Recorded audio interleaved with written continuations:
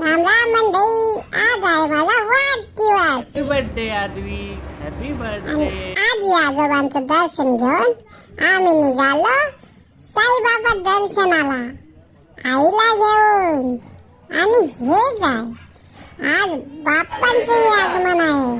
आणि रस्त्यात आम्हाला भेटले काका, त्यांनी मला चॉकलेट दिलं आणि काकीने मला फटकाच मारला. आम्ही पोचलो साईबाबा मंदिराकडे आणि मी तर तिथं बसून खेळतच होतो. खूप सारं खेळलो.